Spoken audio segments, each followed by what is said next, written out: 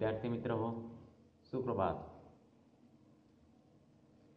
इयत्ता 11वी कृषी विज्ञान व तंत्रज्ञान या विषयामध्ये आपण खडक आणि मृदा या प्रकरणामध्ये मागील तासाला खडकावर होणाऱ्या विविध अभिक्रिया, त्याचबरोबर मातीची निर्मिती होण्यासाठी आवश्यक असणारे भूस्तर, त्यालाच आपण जमिनीचा उभा छेद असं म्हटलेलं होतं. त्यामध्ये असणारे जे एकूण 10 थर आहेत, त्या 10 थरांविषयी आपण सविस्तर माहिती घेतली. त्याचबरोबर आपण मातीची किंवा जमिनीची गुणधर्म देखील त्यावेळेस अभ्यासलेले होते. त्याच्यातील फक्त आपण भौतिक आणि रासायनिक या 2 गुणधर्माविषयी सविस्तर माहिती घेतलेली होती. विद्यार्थी मित्र हो, भौतिकलाच आपण प्राकृतिक म्हटलेलं होतं आणि रासायनिक असे 2 गुणधर्माविषयी सविस्तर माहिती आपण मागील तासाला पाहिलेली आहे. आपण ती सविस्तर ऐकली असेल, पाहिली असेल आणि लिहूनही घेतलेली असेल. विद्यार्थी मित्र हो, तरीही आपण पूर्व उजळणी म्हणून यातील काही भाग आपण पुन्हा लक्षात घेऊया. मातीचे गुणधर्म प्रमुख 3 आहेत: भौतिक, रासायनिक आणि जैविक. भौतिकमध्ये आपण प्रामुख्याने जमिनीचा पोत किंवा मातीचा पोत, त्यालाच आपण सॉइल टेक्स्चर असं म्हटलेलं होतं, की त्याच्यामध्ये रेती, पोयटा किंवा वाळू, रेती आणि चिकन माती यांच्या कणांचा आकार कसा आहे आणि त्यांचं मातीमध्ये असणारे एकूण प्रमाण किती आहे, त्यानुसार आपण मातीचा पोत ठरवलेला होता. त्यांचं वर्गीकरण आपण विविध गटामध्ये केलेलं होतं. त्यानंतर दुसरा गुणधर्म अभ्यासलेला होता मातीची घडण किंवा जमिनीची रचना. याच्यामध्ये प्रामुख्याने विविध मातीची जी रचना होती त्याच्यामध्ये स्फटिकमय असेल, पापुद्री असेल, कोणाकृती असेल, स्तंभिक असेल, ढेकळी वजा, दाणेदार किंवा रवाळ अशा स्वरूपातील विविध रचनेची आकृती आणि त्यांची माहिती आपण पाहिलेली होती. त्यानंतर जो तिसरा गुणधर्म आपण अभ्यासलेला होता तो म्हणजे मातीची घनता, डेन्सिटी, सॉइल डेन्सिटी. याच्यामध्ये हवेच्या पोकळीचे प्रमाण आणि प्रामुख्याने गुरुत्वता याविषयी आपण सविस्तर माहिती घेतलेली होती. त्याच्यामध्ये असणारं व्हॉल्यूम कॉम्पोजिशन आणि एअर, वॉटर आणि सॉलिडचं प्रामुख्याने कशा पद्धतीने शिरकाव होतो याविषयी सविस्तर माहिती घेतलेली होती. ड गुणधर्म, भौतिक गुणधर्मामध्ये आपण अभ्यासला होता जमिनीचा रंग. तो सेंद्रिय पदार्थ असेल आणि त्याच्यामध्ये असणारे जे काही खनिज घटक आहेत, उदाहरणतः लोह आणि मॅग्नीज, यांच्यामुळे त्याला विविध रंग हे येत असतात. त्यानंतर मातीचे तापमान, सॉइल टेम्परेचर, या घटकाविषयी माहिती घेतलेली होती. त्याची आकृती पाहिली होती. सरासरी तापमान 27 ते 32 डिग्री आवश्यक आहे तेही पाहिलं होतं. ते कशासाठी आवश्यक आहे ते देखील आपण पाहिलेलं होतं. त्यानंतर मातीचा लवचिकपणा, सॉइल प्लॅस्टिसिटी, या गुणधर्माविषयी सविस्तर माहिती घेतली. मातीची स्थिरता, सॉइल कन्सिस्टन्सी म्हणजे आकार बदलण्याची क्षमता. हे प्रामुख्याने आपण गुणधर्म भौतिक मध्ये आपण अभ्यासलेले होते. विद्यार्थी मित्र हो, रासायनिक गुणधर्मामध्ये आपण जमिनीचा सामू, यालाच आपण जमिनीचा आम्ल विम्ल निर्देशांक, इंग्रजीमध्ये आपण त्याला सॉइल पीएच असं म्हणतो, पोटॅश ऑफ हायड्रोजन. त्यानंतर दुसरा गुणधर्म आपण अभ्यासलेला होता की धनभारित कणांच्या अदलाबदलीची क्षमता, कॅटायन एक्सचेंज कॅपॅसिटी, CEC असं इंग्रजीमध्ये म्हटलं जातं, कॅटायन एक्सचेंज कॅपॅसिटी. आणि तिसरा गुणधर्म अभ्यासलेला होता आपण सेंद्रिय कर्ब, की ज्याच्यामध्ये प्रामुख्याने सूक्ष्म जीवांची म्हणजे सॉइल मायक्रोफ्लोरा आणि सॉइल मायक्रोफ्युना हे दोन्ही जे घटक आहेत, या दोन्ही घटकांची वाढ या सेंद्रिय कर्बामुळे अधिक प्रमाणात होत असते. विद्यार्थी मित्र, हे दोन्ही गुणधर्म आपल्याला जैविक गुणधर्माशी निगडित आहेत. तर आजच्या टॉपिकमध्ये आपण विद्यार्थी मित्र जैविक गुणधर्म व जमिनीचे आरोग्य या 2 घटकाविषयी सविस्तर माहिती घेणार आहोत. विद्यार्थी मित्र, आजचा जो घटक आहे हा आपल्या प्रकरणातील शेवटचा मुद्दा आहे, त्यामुळे आपल्याला हा चांगल्या पद्धतीने लक्षात येईल. याच्यातील हे दोन्ही मुद्दे परीक्षेच्या दृष्टिकोनातून महत्त्वाचे आहेत. तर चला मग जैविक गुणधर्माविषयी सविस्तर माहिती घेऊया. आता जैविक गुणधर्म म्हणजे काय? जैविक या शब्दामध्येच त्याचा अर्थ दिलेला आहे. सजीव कोणते? प्रामुख्याने सॉइल मायक्रोफ्लोरा आणि सॉइल मायक्रोफ्युना म्हणजे सूक्ष्म वनस्पती आणि सूक्ष्म जीवजंतू यांचं प्रमाण मातीमध्ये किती आहे याच्यावर तो जैविक गुणधर्म अवलंबून आहे.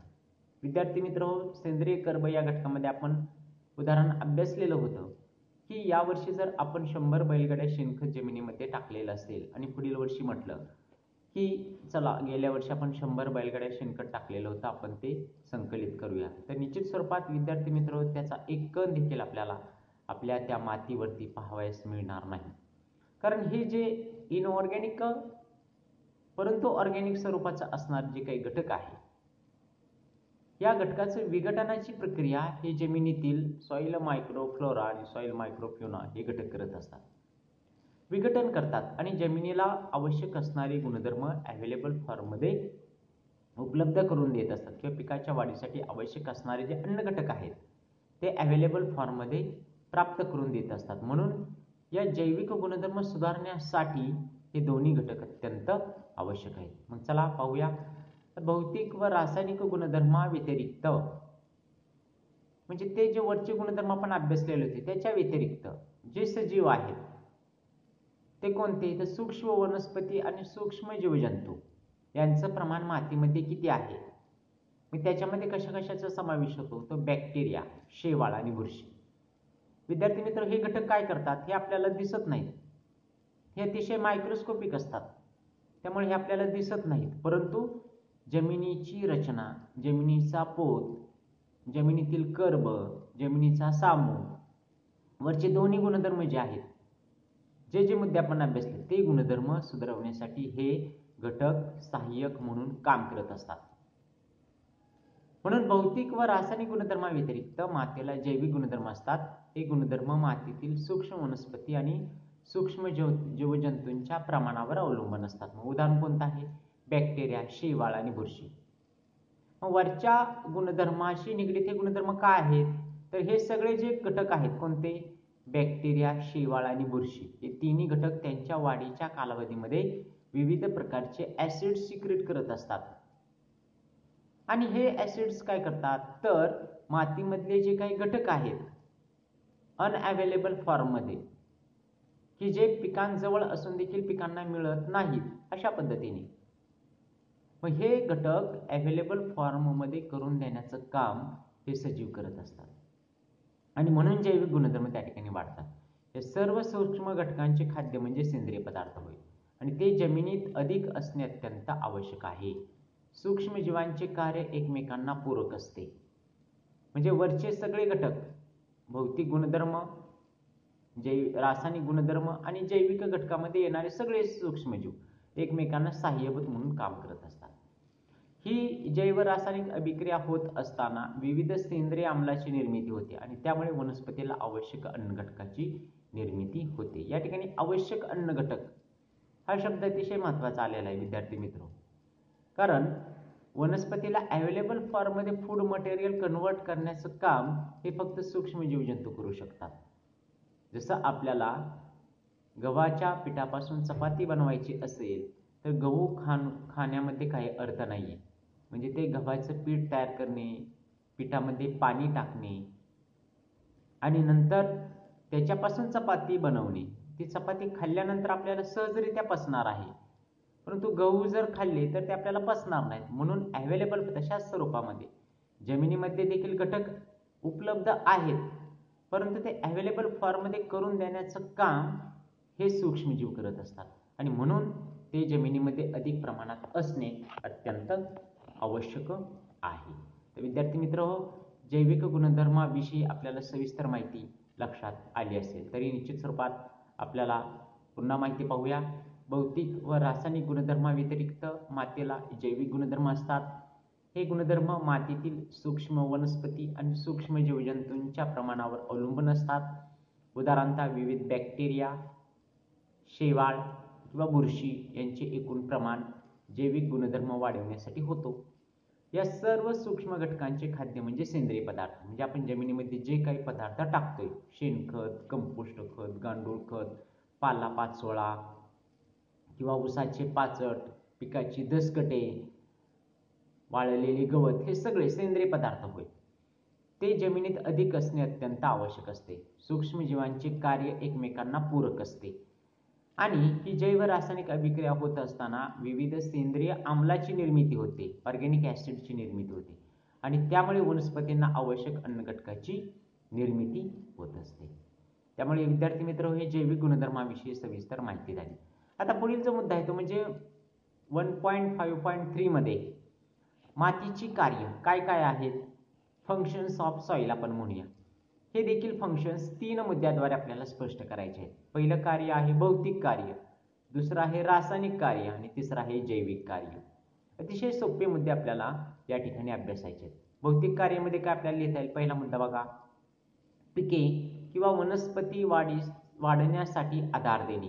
भौतिक कार्यामध्ये भौतिक कार्य, भौतिक गुणधर्मामध्ये आपण अभ्यासलेलं होतं की रचना, पोत, घनता, त्यानंतर स्थिरता, हे सगळे आपण लवचिकपणा, हे सगळे गुणधर्म आपण भौतिक गुणधर्मामध्ये असणार. हे सगळे गुणधर्म बघा पहिल्या मुद्द्यामध्ये लागू होतात. पिके किंवा वनस्पतीच्या वाढण्यासाठी आधार देणे. आता पिकांच्या मुळ्यांना आधार देणं हे जमिनीचं महत्त्वाचं कार्य आहे. जोराचे वारे असतील, जोराचे पाणी वाहणे असतील, या सर्व घटकांपासून, प्राकृतिक घटकापासून पिकाचं संरक्षण करायचं असेल तर जमिनीमध्ये ज्या काही पिकांच्या मुळ्यांचा शिरकाव होत असतो त्या मुळ्या जमिनीला घट्ट पकडून ठेवतात आणि परिणामी पिकाला एक आधार मिळत असतो. म्हणून त्या मुळ्यांना आधार देण्याचं काम ही माती करत असते. म्हणून पिके किंवा वनस्पती वाढण्यासाठी आधार देण्याचं महत्त्वाचं काम ही जमीन किंवा माती करत असते.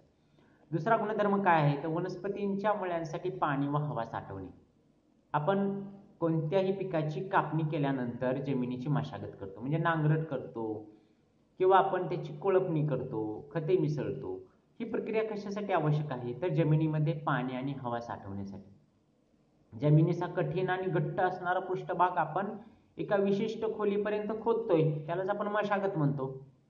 मग या मशागतीद्वारे आपण काय करत असतो तर मातीमध्ये आपण पाणी आणि हवा साठवत असतो.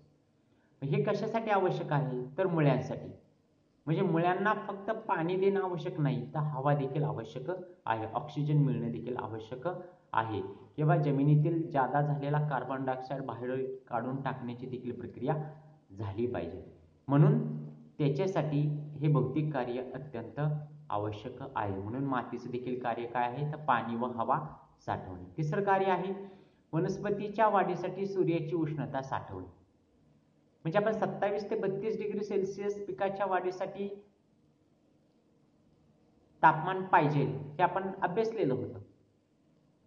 परंतु जमिनीमध्ये देखील एक विशिष्ट तापमान असणं आवश्यक आहे की जमिनीमध्ये असणारे सगळे जे सूक्ष्मजीव आहेत त्या सूक्ष्मजीवांची वाढ चांगल्या पद्धतीने घडेल आणि अनअवेलेबल फॉर्ममध्ये असणारे जे काही न्यूट्रिएंट आहेत ते अवेलेबल होतील. त्या दृष्टिकोनातून वनस्पतीच्या वाढीसाठी सूर्याची उष्णता जमिनीमध्ये अधिक काळापर्यंत साठवून ठेवण्याची क्षमता ही मातीमध्येच असू शकते. म्हणून प्रामुख्याने हे मातीचं तिसरं कार्य आहे भौतिक कार्यामध्ये.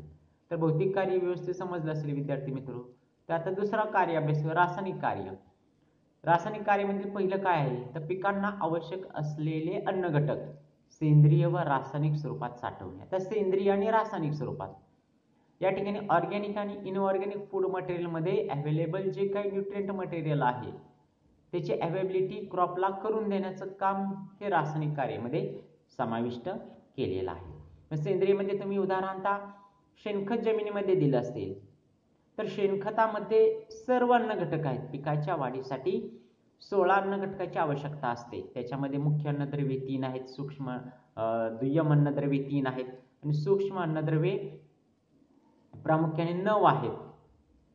हवा आणि पाण्याच्या सानिध्यातून मिळणारी 3 मुख्य अन्नद्रव्य, 3 दुय्यम अन्नद्रव्ये 3 ही झाली 9 आणि राहिलेली जी प्रामुख्याने 7 आहेत ही सूक्ष्म अन्नद्रव्ये आहेत. आपल्याला पुढच्या टॉपिकमध्ये या अन्न घटकाविषयी सविस्तर माहिती घ्यावायची आहे, त्यावेळेस निश्चित स्वरूपात हे लक्षात येते.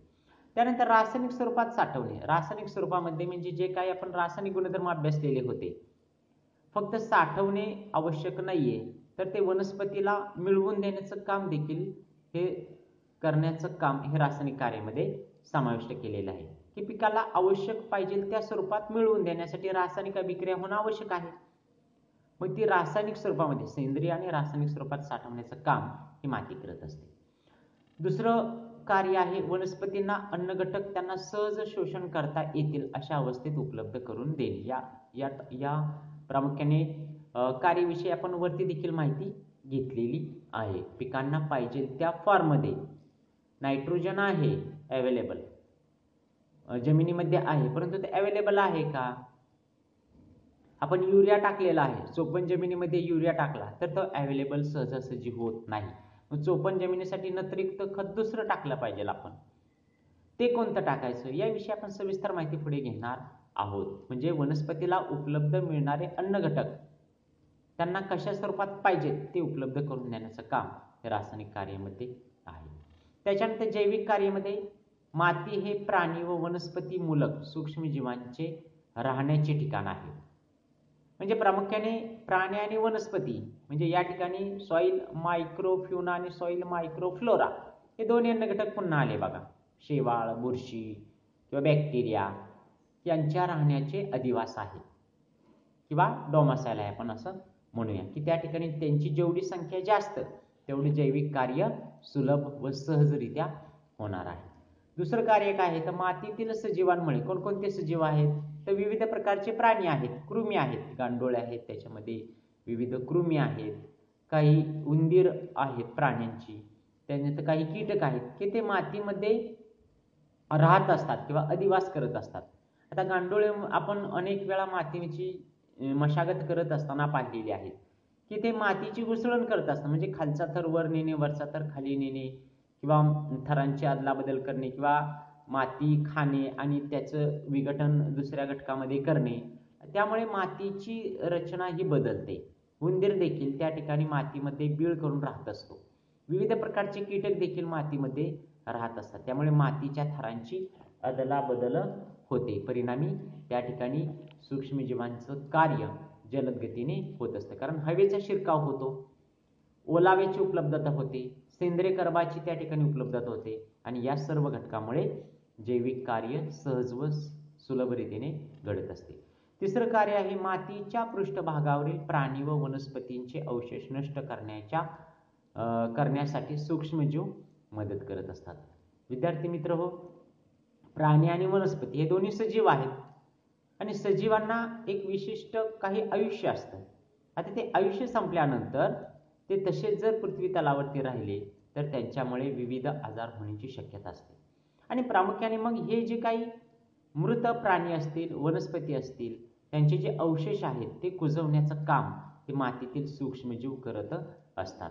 त्यामुळे एक प्रकारचे घटकच मातीमध्ये मिसळण्याचं काम हे सूक्ष्मजीव जंतू करत असतात. त्यामुळे जैविक कार्यामध्ये आपणाला हे 3 गुणधर्म व्यवस्थित पद्धतीने लिहिता येतील. तर विद्यार्थी मित्र हो, आजच्या घटकामध्ये आपण जैविक गुणधर्म मातीचे, त्याच्यानंतर मातीची कार्यामध्ये भौतिक कार्य, रासायनिक कार्य आणि जैविक कार्य या घटकाविषयी सविस्तर माहिती घेतलेली आहे. त्यामुळे निश्चित स्वरूपात आपल्याला ही चांगल्या पद्धतीने लक्षात आली असेल.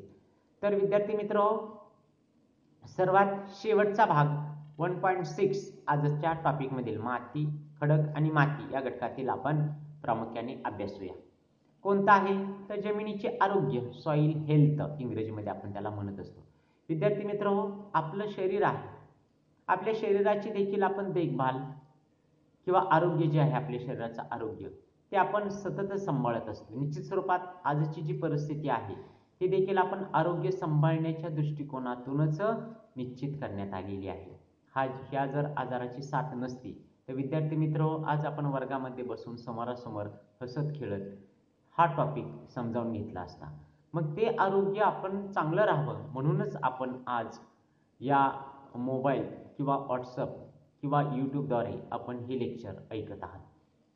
जमिनीचं आरोग्य, आपल्या आरोग्याची आपण जशा पद्धतीने काळजी घेत असतो तसंच विद्यार्थी मित्र हो, जमिनीचं देखील आरोग्य सांभाळणं हे आपल्या हातामध्ये आहे. फरक एवढाच आहे की आपल्या आरोग्यामध्ये काही बदल झाला किंवा आपल्याला त्याची जाणीव झाली तर आपण ते बोलून दाखवतो. आपल्या आई वडिलांना, आपल्या मित्रांना आपण ते बोलून दाखवतो की माझ्या तब्येत ठीक नाहीये किंवा मला अशा प्रकारचं प्रामुख्याने त्रास होत आहे, हे आपण बोलून दाखवतो. आपली जी जमीन आहे, ज्याला आपण काळी आई हा शब्द वापरतो, ती काळी आई मात्र आपल्याला ती बोलून दाखवत नाही. मग तिचं आरोग्य चांगलं आहे का नाही हे आपल्याला समजलं पाहिजे.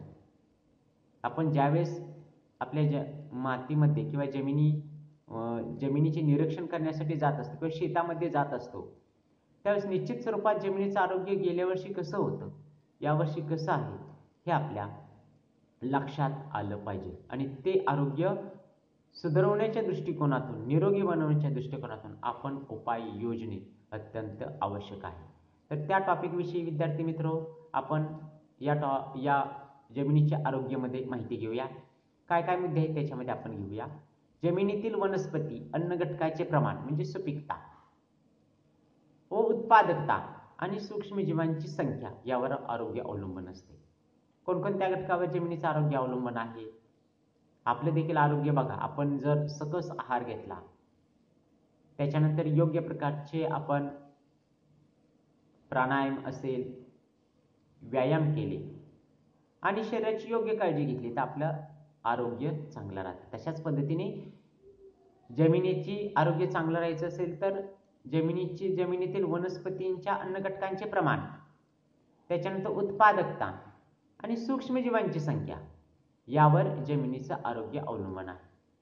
आता जमिनीचे आरोग्य अधिक काळापर्यंत आपल्याला ही प्रक्रिया लगेच दिसणार नाहीये, कारण लगेच आरोग्य सुधारणार नाही. मग त्याच्यासाठी आपल्याला अधिक काळ चांगलं राहण्यासाठी खाली जे दिलेले उपाय आहेत ते वारंवार आपल्या शेतामध्ये अवलंबणे अत्यंत आवश्यक आहे. तर पहिलं काय उपाय आहे तर जमिनीत हिरवळीची पिके प्रतिवर्षी घेणे. हिरवळीची पिके ज्याला आपण ग्रीन मॅन्युरिंग क्रॉप म्हणत असतो, म्हणजे प्रामुख्याने आपल्या जमिनीमध्ये वर्षातून एकदा किंवा कमीत कमी 3 वर्षातून एकदा तरी आपण ग्रीन मॅन्युरिंग क्रॉप घ्यायचे. ग्रीन मॅन्युरिंग क्रॉप म्हणजे कोणतं तर ताग असेल, देंच्या असेल, चवळी, त्याच्यानंतर मूग, हरभरा, उडीद यासारखी पिके आपण जमिनीमध्ये घ्यायची आणि त्या जमिनीमध्ये नांगरट करून गाडायची. त्याला म्हटलं जातं हिरवळीची पिके. या पिकांमुळे काय होतं तर जमिनीतील सेंद्रिय पदार्थाची भर टाकली जाते. आपण प्रतिवर्षी शेणखत टाकू शकत नाही किंवा ते अवेलेबल असेल असंच नाही किंवा त्याचा खर्च अधिक येऊ शकतो. म्हणून प्रामुख्याने आपणाला ही हिरवळीची पिके प्रतिवर्षी घेणे आवश्यक आहे. आता दुसरं उपाय काय करता येईल आपल्याला तर पानांच्या अधिक खताबरोबर सेंद्रिय पदार्थ अधिक प्रमाणात मिसळणे, सेंद्रिय आच्छादन साहित्याचा वापर करणे. मग हिरवळीचं खत आपण वापरणार आहोत, त्याच्याबरोबर काय मिसळायचं आहे आपण सेंद्रिय खते द्यायचे. म्हणजे आपल्याला 3 वर्षातून एकदा हिरवळीचं खत घ्यायचंय. पहिल्या वर्षी आपण सेंद्रिय खत टाकलं, दुसऱ्या वर्षी आपण ऊसाची जे काही पाचट असेल किंवा पिकाची जी दसकटे निघालेली, उदाहरणतः बाजरीचं पीक आपण काढलेलं आहे, मग बाजरीची जी काही दसकटे शिल्लक राहिलेली ती दसकटे, सोयाबीन आपण केलेले आहे, सोयाबीनचं पीक मळणी केल्यानंतर राहिलेला भुसा, गव्हाचा भुसा, अशा प्रकारचे जे साहित्य आहे ते साहित्य आपण जमिनीमध्ये मिसळणे. म्हणजे पहिल्या वर्षी आपण सेंद्रिय खत टाकलं, दुसऱ्या वर्षी आपण हे आच्छादनाचं साहित्य आपण त्याला म्हणूया. आता जे सांगितलेले सगळे जे मुद्दे होते, ऊसाचे पाचट, गव्हाचा भुसा किंवा सोयाबीनचा भुसा, हे सगळे सेंद्रिय आच्छादनाचं साहित्य जमिनीच्या वरच्या थरामध्ये आपण टाकून द्यायचं की जमिनीवरती ते कुजल. आणि तिसऱ्या वर्षी पुन्हा आपण हिरवळीचं खत घ्यायचं. अशा पद्धतीने प्रतिवर्षी आपण ते जर दिले तर जमिनीचं आरोग्य चांगलं राहणार आहे. आणि तिसरा उपाय आपल्याला योजायचा आहे कंपोस्ट खताचा अधिक प्रमाणात उपयोग करणे. म्हणजे जर त्याची मुबलकता अधिक असेल, मुबलकपणा अधिक असेल तर आपण त्याचा उपयोग अधिक प्रमाणात करणे हितावह ठरणार आहे. कारण हे कुजलेल्या अवस्थेमध्ये आहे आणि वरचे दोन्ही घटक कुजणार आहेत, जमिनीमध्ये टाकल्यानंतर कुजणार आहे. त्यामुळे वरच्या दोन्ही घटकासाठी कुजण्यासाठी अधिक काळ लागणार आहे. मात्र कंपोस्ट खत हे कुजलेल्या स्वरूपात आपण जमिनीत देणार आहोत, त्यामुळे ते पिकांना लगेच लागू होणार आहे. म्हणून प्रामुख्याने कंपोस्ट खताचा अधिक प्रमाणात उपयोग करावा. आता जमिनीची सुपीकता व जमिनीची उत्पादकता हे जे दोन्ही मुद्दे आहेत ते दोन्ही मुद्दे आपण प्रामुख्याने कंपॅरिझनच्या पॉइंटच्या दृष्टिकोनातून विद्यार्थी मित्र समजावून घेणार आहोत. लक्षात घ्या, परीक्षेला जर टिप आल्यामध्ये प्रश्न विचारला तर जमिनीची सुपीकता व उत्पादकता आपल्याला याच्यातील मुद्दे त्याच्यामध्ये समाविष्ट करून टिप तयार करता येईल. आणि फरक स्पष्ट करा असा जर प्रश्न विचारला गेला तर निश्चित स्वरूपात समोर तुम्हाला हे उत्तर दिसत आहे. विद्यार्थी मित्र, अतिशय सोपा मुद्दा आहे जमिनीची सुपीकता व जमिनीची उत्पादकता. इंग्रजीमध्ये जमिनीची सुपीकताला म्हटलं जातं सॉइल फर्टिलिटी आणि जमिनीची उत्पादकताला म्हटलं जातं सॉइल प्रोडक्टिव्हिटी. आता विद्यार्थी मित्र, हे दोन्ही मुद्दे एकमेकाशी निगडीत आहेत. जसं आपण 1 रुपयाची कॉइन पाहिली आणि तुम्ही फक्त ज्या ठिकाणी 1 हे सिम्बॉल लिहिलेलं आहे आणि पाठीमागे जर कोरा भाग असेल तर त्या रुपयाला किंमत नाही, त्या कॉइनला किंमत नाही. म्हणून त्याच्या पाठीमागील जो प्रामुख्याने आपण त्याला ग्रामीण भाषेमध्ये छप्पा म्हणतो, ते छप्प्याच्या स्वरूपातील जो काही शिक्का दिलेला आहे तो शिक्का आणि 1 रुपयाचं साईन हे दोन्ही जर भाग असतील त्या कॉइनला तर त्याला किंमत आहे. तशाच पद्धतीने जमिनीचं आरोग्य चांगलं राहायचं असेल तर हे दोन्हीही मुद्दे महत्त्वाचे, जमिनीची सुपीकता आणि जमिनीची उत्पादकता. एकाच नाण्याच्या ह्या दोन्ही बाजू आहेत, सॉइल फर्टिलिटी आणि सॉइल प्रोडक्टिव्हिटी. तर ह्या दोन्ही बाबी काय आहेत तर ते आपण समजावून घेऊया. आता पहिल्यांदा आपण पहिल्याच पॉइंटमध्ये जमिनीची सुपीकता आणि जमिनीची उत्पादकता या ठिकाणी या दोन्ही व्याख्या दिलेल्या आहेत. या ठिकाणी जमिनीची सुपीकता आणि या ठिकाणी जमिनीची उत्पादकता. जमिनीची सुपीकतेची व्याख्या दिलेली आहे. काय व्याख्या दिलेली आहे चला पाहूया. मातीतील उपलब्ध अन्नद्रव्याचा निर्देशांक म्हणजे जमिनीची सुपीकता. बघा, व्याख्या फक्त वाचून दाखवलेली. मातीतील उपलब्ध अन्नद्रव्याचा निर्देशांक म्हणजे जमिनीची सुपीकता. उत्पादकतेची व्याख्या काय दिलेली आहे तर प्रति हेक्टर क्षेत्रातून विशिष्ट पीक उत्पादन देण्याच्या जमिनीच्या क्षमतेला उत्पादकता म्हणतात. प्रति हेक्टर क्षेत्रातून विशिष्ट पीक उत्पादन देण्याच्या जमिनीच्या क्षमतेला उत्पादकता म्हणतात. ही झाली जमिनीची उत्पादकतेची व्याख्या म्हणजे सॉइल फर्टिलिटी, सॉइल प्रोडक्टिव्हिटी.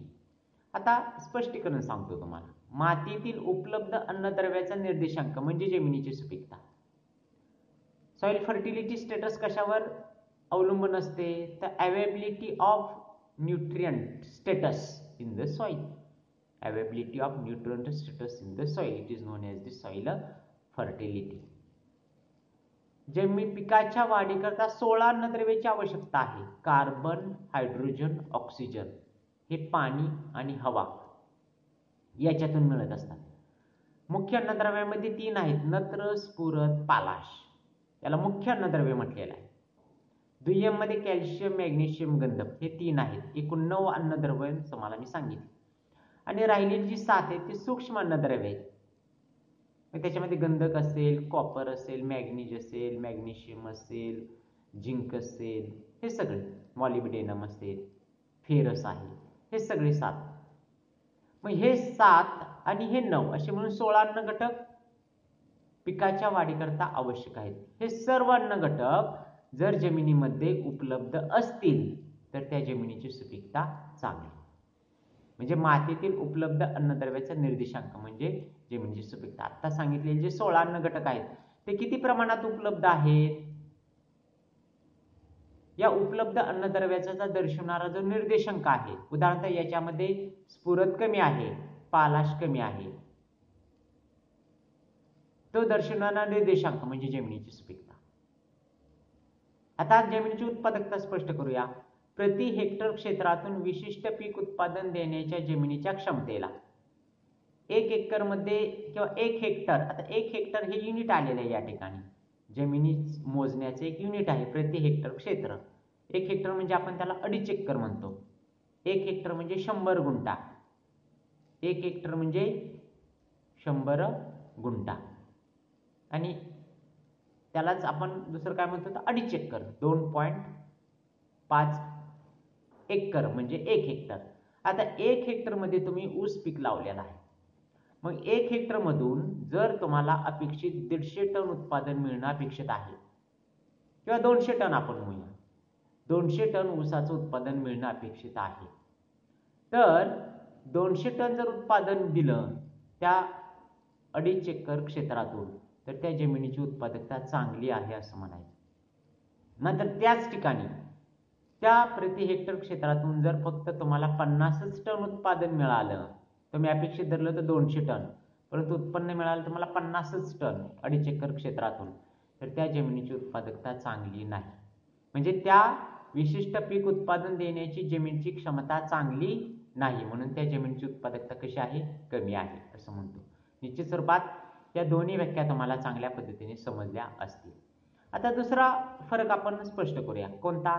तर मातीचा हा उपजत गुणधर्म असून पीक वाढीच्या काळात गरजेइतका अन्नद्रव्य पुरवठा करणे होय. म्हणजे या ठिकाणी तुम्ही ऊस पीक उदाहरण आपण अभ्यासलेलं आहे. ऊस पिकाच्या वाढीसाठी विद्यार्थी मित्र हो 900 ते 1000 किलो युरिया लागतो. 1.5 वर्षाच्या कालावधीमध्ये पहिल्या 4 महिन्याच्या कालावधीत आपण ही खते देत असतो. 900 ते 1000 किलो युरिया लागतो. सिंगल सुपर फॉस्फेट आपल्याला 1200 किलोच्या आसपास टाकावं लागतं 2.5 एकरासाठी, आणि प्रामुख्याने म्युरेट ऑफ पोटॅश 500 ते 700 किलोच्या आसपास द्यावं लागतं. म्हणजे एवढी अन्नद्रव्याची गरज त्याला लागत असते. एन, पी आणि के ची गरज लागत असते. मग एन द्यायचं असेल तर युरिया देतो, पी द्यायचं असेल तर आपण सिंगल सुपर फॉस्फेट देतो, आणि के अन्न घटक द्यायचे असेल तर आपण म्युरेट ऑफ पोटॅश ही खते देत असतो. मग पीक वाढीच्या कालावधीमध्ये एवढी अन्न घटक त्या जमिनीने पुरवली पाहिजेत, आणि ती जर पुरवली नाहीत तर पिकाची वाढ चांगली होणार नाही. म्हणून हा मातीचा उपजत गुणधर्म आहे, इनहरंट ॲबिलिटी आहे. काय? तर पीक वाढीच्या कालावधीमध्ये त्या पिकाला पाहिजे तेवढा अन्नद्रव्य पुरवठा करणे हे जमिनीच्या सुपीकतेचं कार्य आहे. आता उत्पादकतेमध्ये काय आहे, तर जमिनीची सुपीकता आणि व्यवस्थापनाच्या बाबींची एकत्रित गोळाबेरीज करून उत्पादनाची कार्यक्षमता आहे. म्हणजे या ठिकाणी हे सगळे अन्न घटक 16चे 16 अन्न घटक मातीमध्ये अगदी अवेलेबल फॉर्म मध्ये आहेत, परंतु या ठिकाणी पाणी आणि हवा हे दोन्ही घटक या अन्न घटकाची उपलब्धता होण्याकरता आवश्यक आहेत. पण तुम्ही पीक वाढीच्या कालावधीमध्ये पाणीच दिलं नाही, हे अन्न घटक मिळणार आहेत का? तर निश्चित स्वरूपात ते मिळणार नाहीत. म्हणून त्या ठिकाणी जी काही मॅनेजमेंट प्रॅक्टिसेस आहेत, पाणी देणे, मशागत करणे, पिकाची योग्य लागवड करणे, जमिनीतील अतिरिक्त पाणी काढून देणे, ही सगळी व्यवस्थापनाच्या बाबी आल्या. मग जमिनीची सुपीकता आणि व्यवस्थापनाच्या बाबी या सर्व एकत्रितरित्या केल्यानंतर आपल्याला उत्पादन चांगलं मिळणार आहे. तो घटक म्हणजे जमिनीची उत्पादकता. आता तिसरा फरक काय स्पष्ट करता येईल, तर मातीतील उपलब्ध अन्नद्रव्याचे प्रमाण माती परीक्षण प्रयोगशाळेत तपासता येते. विद्यार्थी मित्र हो, मातीचे सगळे गुणधर्म आपण अभ्यासलेले. भौतिक गुणधर्मामध्ये जमिनीचा पोत, जमिनीची रचना, जमिनीची घनता, जमिनीचा लवचिकपणा, जमिनीची स्थिरता, त्यानंतर रासायनिक गुणधर्मामध्ये जमिनीचा सामू, धनकणांची अदलाबदलीची क्षमता, cation exchange capacity, organic carbon, soil pH, हे सगळे अन्न घटक जैविक गुणधर्मामध्ये आपण देखील अभ्यासलेले आहेत. हे सर्व जे काही गुणधर्म आहेत हे आपल्याला अंडर लॅबोरेटरी कंडिशन मध्ये तपासता येतात. जमिनीमध्ये नत्र किती आहे, स्फुरद किती आहे, पालाश किती आहे, हे सगळे अन्न घटकाचं आपल्याला परीक्षण करता येतं. मात्र जमिनीची उत्पादकता परीक्षण प्रयोगशाळेत करता येत नाही. मग ते कशावर अवलंबून आहे, तर व्यवस्थापन बाबींचा योग्य क्रम लावून विविध प्रयोगाने उत्पादकता तपासता येते. विद्यार्थी मित्र, 1 एकर क्षेत्रामध्ये आपण ऊस पीक घेतलेलं आहे. आता 1 एकर म्हणजे 40 गुंठ. आता 40 गुंठा क्षेत्रामध्ये आपण 10-10 गुंठ्याचे 4 प्लॉट तयार केले. बघा, एक प्रयोग आपण करायचा. 1 एकर मध्ये ऊस लावलेला आहे आणि त्याच्यामध्ये आपण 265 किंवा 86-032 ही जात लावलेली आहे. आता ही जात लावल्यानंतर 10-10 गुंठ्याचे आपण 4 प्लॉट केलेले आहेत. आता एका प्लॉटला आपण काहीच केले नाही, फक्त पाणी देण्याचं काम केलेलं, ऊस लागवड केल्यानंतर फक्त पाणी देण्याचं काम केलेलं, बाकी काय केलं, कुठली खते दिलेली नाहीत, काही नाही.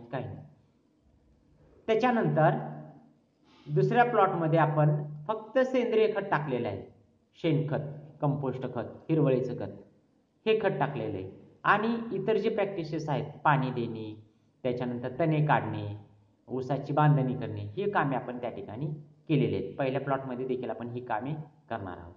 बघा, पहिल्या प्लॉटमध्ये आपण कुठलंही काम केलेलं नाही, फक्त ऊस लावलेला आहे आणि पाणी देण्याचं आणि तणे काढण्याचं, बांधणी करणे, ही कामे आपण करत आहोत. त्याच्यानंतर दुसऱ्या प्लॉटमध्ये, दुसऱ्या 10 गुंठ्याच्या प्लॉटमध्ये काय केलं आपण, तर फक्त सेंद्रिय खते दिली, फक्त सेंद्रिय खते दिली आणि बाकीची आपण तणे काढणे, ऊसाची बांधणी काम केले. तिसऱ्या प्लॉटमध्ये आपण फक्त रासायनिक खते दिली, युरिया, सिंगल सुपर फॉस्फेट आणि म्युरेट ऑफ पोटॅश, ही खते दिली. आणि चौथ्या प्लॉटमध्ये आपण सेंद्रिय खते आणि रासायनिक खते यांची एकत्रित आपण बेरीज करून त्या ठिकाणी चौथ्या प्लॉटमध्ये प्रयोग घेतलेला आहे. मग 10 गुंठ्याचे. आता उत्पादन घेताना निश्चित स्वरूपात विद्यार्थी मित्र या चारही प्लॉटमध्ये बदल असणार आहे.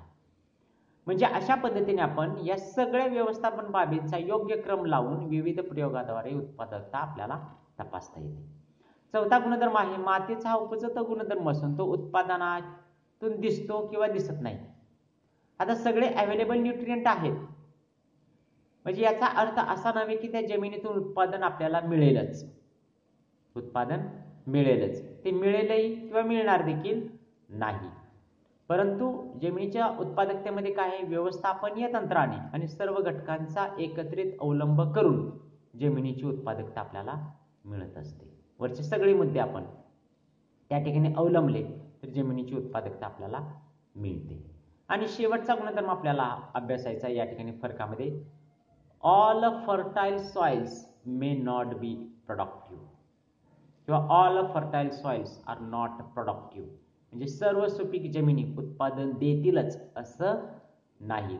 अत्यंत चांगली जमीन, काळी जमीन आहे, सगळे अवेलेबल न्यूट्रिएंट आहेत, परंतु त्या जमिनीतून 250 टन उत्पादन किंवा 200 टन ऊसाचं उत्पादन मिळेलच याची शाश्वती देता येत नाही. म्हणून all fertile soils may not be productive but all the productive soils may be fertile, उत्पादन देणाऱ्या सर्व जमिनी मात्र सुपीक असतात. बघा, सर्व फर्टाईल सॉइल मधून आपल्याला अपेक्षित आहे की 200 टन ऊसाचं उत्पादन मिळायला पाहिजे, पण मिळत नाही. मात्र ज्या जमिनीतून 200 टन ऊसाचं उत्पादन मिळतं त्या जमिनी मात्र सुपीक असतात, असा अर्थ झाला.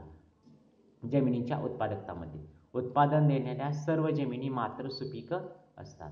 तर निश्चित स्वरूपात विद्यार्थी मित्र, हा फरक आपणाला चांगल्या पद्धतीने लक्षात आला असेल आणि अतिशय सोप्या आणि विविध उदाहरणाद्वारे मी तुम्हाला स्पष्टीकरण दिलेलं आहे. निश्चित स्वरूपात ते आपणास समजलेलं असेल. आता विद्यार्थी मित्र, या प्रकरणातील काही स्वाध्यायाचा जो भाग आहे तो स्वाध्यायाचा भाग मी निश्चित स्वरूपात पुढील तासाला आपणाला देईल. आपण तो स्वाध्यायाचा भाग व्यवस्थित पद्धतीने सोडवायचा आहे आपल्या वहीमध्ये आणि त्याची उत्तरं व्यवस्थित पद्धतीने लिहून ठेवायची आहेत. निश्चित स्वरूपात दीपावलीनंतर शाळा चालू झाल्यानंतर ती स्वाध्याय आपला तपासला जाणार आहे. ठीक आहे विद्यार्थी मित्र, आजचा हा टॉपिक खडक आणि मृदा या ठिकाणी संपलेला आहे. निश्चित स्वरूपात घरी राहा, सुरक्षित राहा. थँक्यू.